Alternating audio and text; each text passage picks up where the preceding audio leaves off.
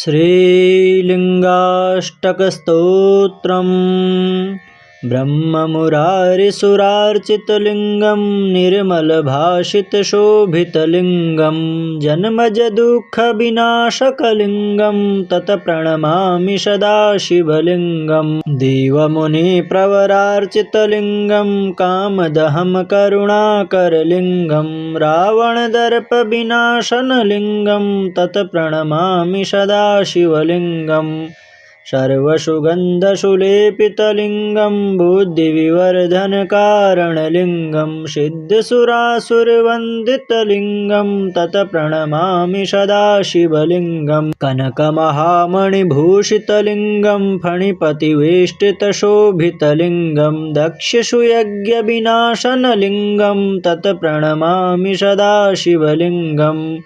कुमकुमचन्दनलेपितलिङ्गं पङ्कजहारसुशोभितलिङ्गं सञ्चितपापविनाशनलिङ्गं तत्प्रणमामि सदाशिवलिङ्गं देवगणार्चितसेवितलिङ्गं भावैर्भक्तिभिरेव च लिङ्गं दिनकरकोटिप्रभाकरलिङ्गं तत्प्रणमामि सदाशिवलिङ्गम् अष्टदलोपरिवेष्टितलिङ्गं सर्वसमुद्भवकारणलिङ्गं अष्टदरिद्रविनाशनलिङ्गं तत्प्रणमामि सदाशिवलिङ्गं सुरगुरुसुरवरपूजितलिङ्गं सुरवरपुष्पसदार्चितलिङ्गं परात्परं परमात्मकलिङ्गं तत्प्रणमामि सदाशिवलिङ्गं लिङ्गाष्टकमिदं पुण्यं यः पठेत् शिवसन्निधौ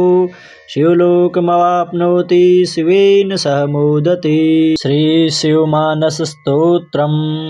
रत्नैकल्पितमासनं हिमजलैस्नानं च दिव्याम्बरं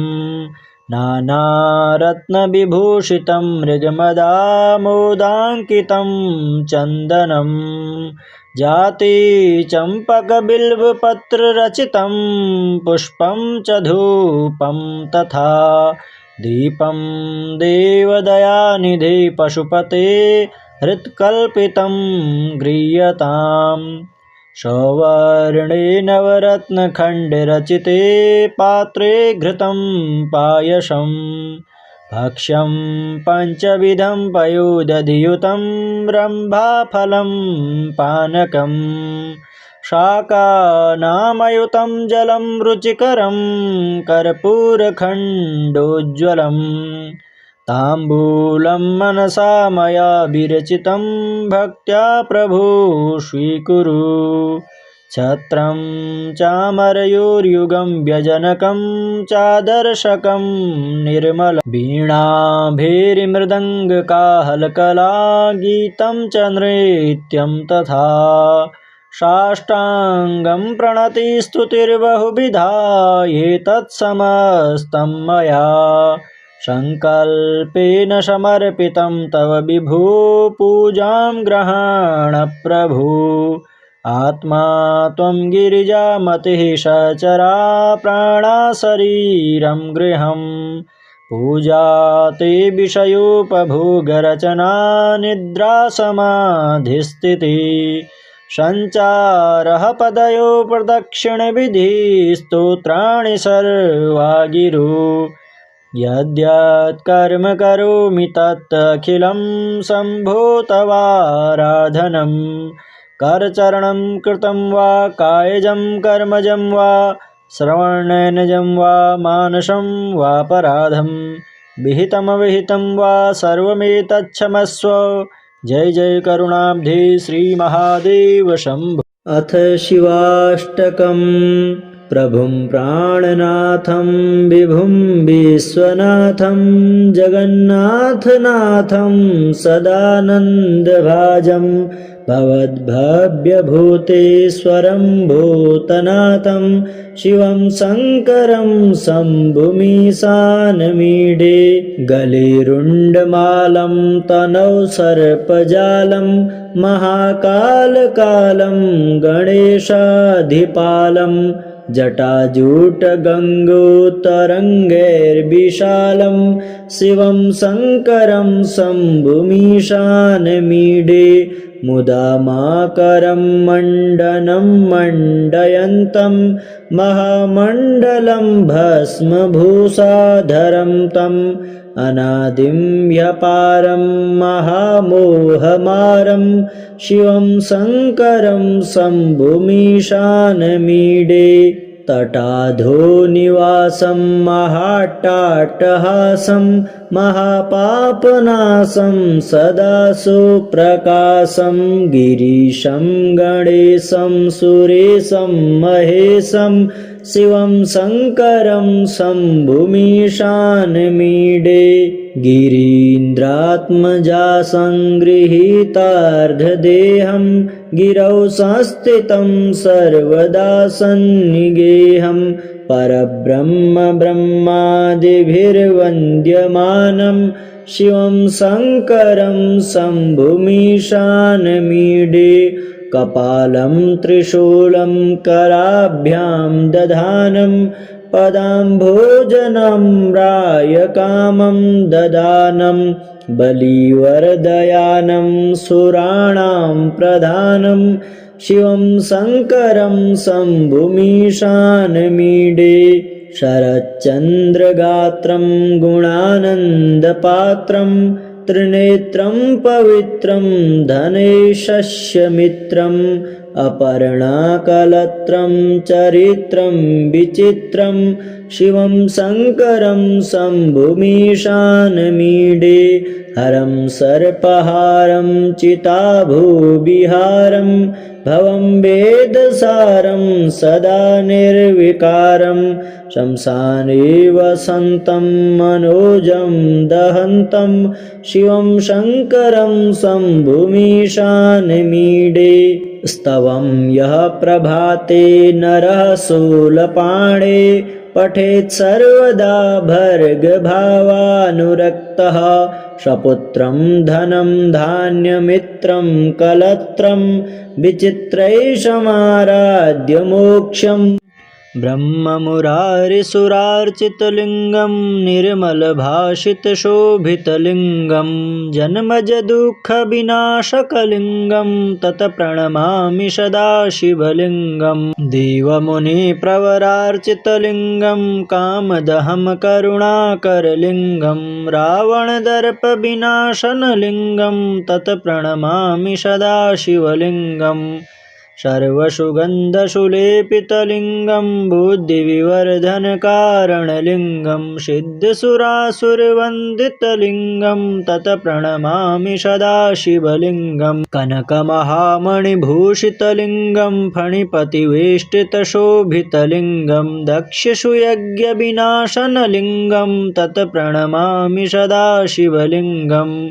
कुमकुमचन्दनलेपितलिङ्गं पङ्कजहारसुशोभितलिङ्गं सञ्चितपापविनाशनलिङ्गं तत्प्रणमामि सदा शिवलिङ्गं देवगणार्चितसेवितलिङ्गं भावैर्भक्तिभिरेव च लिङ्गं दिनकरकोटिप्रभाकरलिङ्गं तत्प्रणमामि सदा शिवलिङ्गम् अष्टदलुपरिवेष्टितलिङ्गं सर्वसमुद्भवकारणलिङ्गं अष्टदरिद्रविनाशनलिङ्गं तत्प्रणमामि सदा शिवलिङ्गं सुरगुरुसुरवरपूजितलिङ्गं सुरवरपुष्पसदार्चितलिङ्गं परात्परं परमात्मकलिङ्गं तत्प्रणमामि सदा शिवलिङ्गं लिङ्गाष्टकमिदं पुण्यं यः पठेत् शिवसन्निधौ शिवलोकमवाप्नोति शिवेन सह मोदते। श्रीशिवमानसस्तोत्रम् रत्नैकल्पितमासनं हिमजलैस्नानं च दिव्याम्बरं नानारत्नविभूषितं मृगमदामोदाङ्कितं चन्दनं जाति चम्पकबिल्वपत्ररचितं पुष्पं च धूपं तथा दीपं देवदयानिधे पशुपते हृत्कल्पितं गृह्यताम् सौवर्णे नवरत्नखण्डरचिते पात्रे घृतं पायसं भक्ष्यं पञ्चविधं पयोदधियुतं रम्भाफलं पानकं शाकानामयुतं जलं रुचिकरं कर्पूरखण्डोज्ज्वलम् ताम्बूलं मनसा मया विरचितं भक्त्या प्रभो स्वीकुरु छत्रं चामरयोर्युगं व्यजनकं चादर्शकं निर्मलं वीणाभेरिमृदङ्गकाहलकला गीतं च नृत्यं तथा साष्टाङ्गं प्रणतिस्तुतिर्बहुविधा एतत्समस्तं मया संकल्पेन समर्पितं तव विभो पूजां ग्रहाण प्रभु आत्मा त्वं गिरिजामतिः सचरा प्राणा शरीरं गृहं पूजा ते विषयोपभोगरचना निद्रा समाधिस्थितिः सञ्चारः पदयो प्रदक्षिणविधि स्तोत्राणि सर्वा गिरो यद्यत् कर्म करोमि तत्तखिलं शम्भो तवाराधनं करचरणं कृतं वा कायजं कर्मजं वा श्रवणेनजं वा मानसं वापराधं विहितमविहितं वा सर्वमेतच्छमस्व जय जय करुणाब्धे श्री महादेव शंभो प्रभुं प्राणनाथं विभुं विश्वनाथं जगन्नाथनाथं सदानन्दभाजं भवद्भव्यभूतेश्वरं भूतनाथं शिवं शङ्करं शम्भुमीशानमीडे गलेरुण्डमालं तनौ सर्पजालं महाकालकालं गणेशाधिपालं जटाजूटगङ्गोत्तरङ्गैर्विशालं शिवं शङ्करं शम्भुमीशानमीडे मुदामाकरं मण्डनं मण्डयन्तं महामण्डलं भस्मभूषाधरं तम् अनादिं ह्यपारं महामोहमारं शिवं शङ्करं शम्भुमीशानमीडे तटाधो निवासं महाट्टाट्टहासं महापापनाशं सदा सुप्रकाशं गिरीशं गणेशं सुरेशं महेशं शिवं शङ्करं शम्भुमीशानमीडे गिरीन्द्रात्मजा सङ्गृहीतार्धदेहं गिरौ संस्थितं सर्वदा सन्निगेहं परब्रह्म ब्रह्मादिभिर्वन्द्यमानं शिवं शङ्करं शम्भुमीशानमीडे कपालं त्रिशूलं कराभ्यां दधानं पदाम्भोजनं रायकामं ददानं बलिवरदयानं सुराणां प्रधानं शिवं शङ्करं शम्भुमीशानमीडे शरच्चन्द्रगात्रं गुणानन्दपात्रं त्रिनेत्रं पवित्रं धनेशस्यमित्रम् अपर्णाकलत्रं चरित्रं विचित्रं शिवं शङ्करं शम्भुमीशानमीडे हरं सर्पहारं चिताभूविहारं भवं वेदसारं सदा निर्विकारं शंसाने वसन्तं मनोजं दहन्तं शिवं शङ्करं शम्भुमीशानमीडे स्तवं यः प्रभाते नरः शूलपाणे पठेत् सर्वदा भर्गभावानुरक्तः सपुत्रं धनं धान्यमित्रं कलत्रं विचित्रैषमाराध्य मोक्षम् ब्रह्ममुरारिसुरार्चितलिङ्गं निर्मलभाषितशोभितलिङ्गं जन्मजदुःखविनाशकलिङ्गं तत्प्रणमामि सदा शिवलिङ्गं देवमुनिप्रवरार्चितलिङ्गं कामदहं करुणाकरलिङ्गं रावणदर्पविनाशनलिङ्गं तत्प्रणमामि सदा शिवलिङ्गं सर्वसुगन्धसुलेपितलिङ्गं बुद्धिविवर्धनकारणलिङ्गं सिद्धसुरासुरवन्दितलिङ्गं तत्प्रणमामि सदा शिवलिङ्गं कनकमहामणिभूषितलिङ्गं फणिपतिवेष्टितशोभितलिङ्गं दक्षसुयज्ञविनाशनलिङ्गं तत्प्रणमामि सदा शिवलिङ्गं कुमकुमचन्दनलेपितलिङ्गं पङ्कजहारसुशोभितलिङ्गं सञ्चितपापविनाशनलिङ्गं तत्प्रणमामि सदा शिवलिङ्गं देवगणार्चितसेवितलिङ्गं भावैर्भक्तिभिरेव च लिङ्गं दिनकरकोटिप्रभाकरलिङ्गं तत्प्रणमामि सदा शिवलिङ्गम् अष्टदलोपरिवेष्टितलिङ्गं सर्वसमुद्भवकारणलिङ्गं अष्टदरिद्रविनाशनलिङ्गं तत्प्रणमामि सदा शिवलिङ्गं सुरगुरुसुरवरपूजितलिङ्गं सुरवरपुष्पसदार्चितलिङ्गं परात्परं परमात्मकलिङ्गं तत्प्रणमामि सदा शिवलिङ्गं लिङ्गाष्टकमिदं पुण्यं यः पठेत् शिवसन्निधौ शिवलोकमवाप्नोति शिवेन सह मोदते। श्रीशिवमानसस्तोत्रम्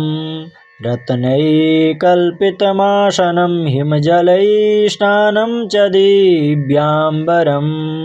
नानारत्नविभूषितं मृगमदामोदाङ्कितं चन्दनं जाति चम्पकबिल्वपत्ररचितं पुष्पं च धूपं तथा दीपं देवदयानिधे पशुपते हृत्कल्पितं गृह्यताम् सौवर्णे नवरत्नखण्डरचिते पात्रे घृतं पायसं भक्ष्यं पञ्चविधं पयोदधियुतं रम्भाफलं पानकं शाकानामयुतं जलं रुचिकरं कर्पूरखण्डोज्ज्वलं ताम्बूलं मनसा मया विरचितं भक्त्या प्रभो स्वीकुरु छत्रं चामरयोर्युगं व्यजनकं चादर्शकं निर्मलं वीणाभैर्मृदङ्गकाहलकला गीतं च नृत्यं तथा साष्टाङ्गं प्रणतिस्तुतिर्बहुविधा एतत्समस्तं मया सङ्कल्पेन समर्पितं तव विभो पूजां ग्रहाण प्रभो आत्मा त्वं गिरिजामतिः सचरा प्राणा शरीरं गृहं पूजा ते विषयोपभोगरचना निद्रा समाधिस्थितिः सञ्चारः पदयो प्रदक्षिणविधिः स्तोत्राणि सर्वा गिरो यद्यत् कर्म करोमि तत्तखिलं शम्भो तवाराधनं करचरणं कृतं वा कायजं कर्मजं वा श्रवणनजं वा मानसं वापराधं विहितमविहितं वा सर्वमेतत्क्षमस्व। जय जय करुणाब्धे श्री महादेव शंभो।